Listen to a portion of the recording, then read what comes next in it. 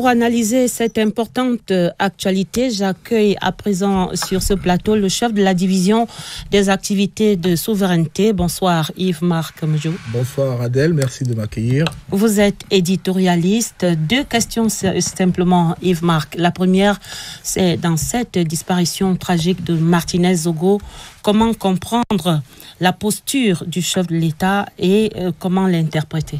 Eh bien Adèle, la mort de Martinez Zogo est un crime crapuleux qui a ému le monde entier et dont l'onde de choc provoquée ici comme ailleurs est loin d'être retombée. Depuis lors, la météo sur le plan social dans notre pays est rythmée par des enquêtes, des interpellations, des auditions, des relax et sans doute de nouvelles interpellations, dans une sorte de course contre la montre qui indique clairement que dans cette sombre affaire, le chef de l'État, le président de la République Paul Biya, a décidé d'opérer à chaud, de mettre tout en œuvre pour la manifestation au plus vite de la vérité.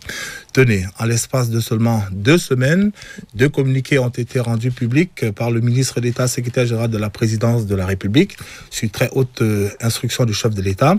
Le premier pour annoncer l'ouverture d'une enquête mixte police-gendarmerie, et le deuxième pour indiquer la mise aux arrêts des premiers suspects, une vingtaine en nombre, un chiffre qui a sans doute évolué depuis lors. À travers ces différentes annonces et le déroulement de l'enquête, il ne fait pas de doute que dans cette sombre affaire qui a endeuillé la famille de la presse et entaché l'image de tout notre pays, c'est le chef de l'État en personne qui s'est saisi du dossier et qui veille à ce que toute la lumière soit faite au plus vite et que naturellement les coupables soient punis conformément à la loi, sans haine, mais sans faiblesse également. Sans doute que dans le cours des procédures, dans le cours de la procédure, des rebondissements ne sont pas à exclure, mais une chose est certaine, le sommet de l'État est décidé à faire toute la lumière sur cette affaire. Au demeurant, il n'a échappé à personne, Adèle, cet hommage appuyé du président Biya à Martinez Zogo et le témoignage de son soutien qu'il a tenu à exprimer donc à toute la corporation. Le fait, me semble-t-il, est assez rare pour ne pas pouvoir être relevé.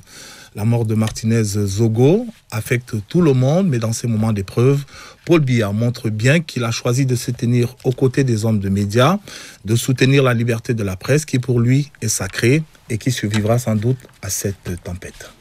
Deuxième question et dernière, Yves-Marc, quel est le message à retenir de cette implication personnelle du président de la République dans la mise sur pied de cette enquête mixte police-gendarmerie? Eh bien, Adèle, en attendant que toute la lumière soit faite sur le décès de Martinez Zogo, on peut, en parcourant les 2 communiqués rendus publics par le secrétaire général de la présidence de la République sur cette affaire, dégager au moins 3 constantes. La première, c'est de rassurer les Camerounais que, malgré cet incident de parcours, il ne faut pas sombrer dans la psychose. Les Camerounais doivent, malgré ce crime odieux, continuer à se sentir en sécurité partout au Cameroun et les pouvoirs publics y travaillent. Le deuxième message qui lui va en direction des investisseurs et sans doute des amis du Cameroun, a eux aussi les questions de les rassurer que notre pays n'est pas un état de non-droit, mais bel et bien un état de droit qui protège les libertés et sanctionne les coupables une fois que leur responsabilité est établie. Un pays dans lequel personne n'est au-dessus des lois.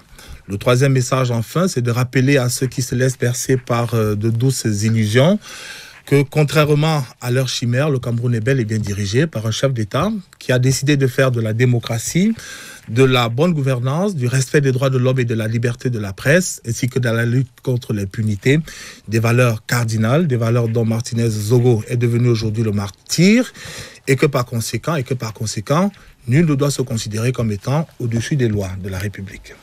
Merci Yves-Marc. Vous continuerez naturellement avec toutes les équipes de la CRTV de suivre pour nous cette importante actualité. Je rappelle que vous êtes éditorialiste et chef de la division des activités de souveraineté ici à la CRTV.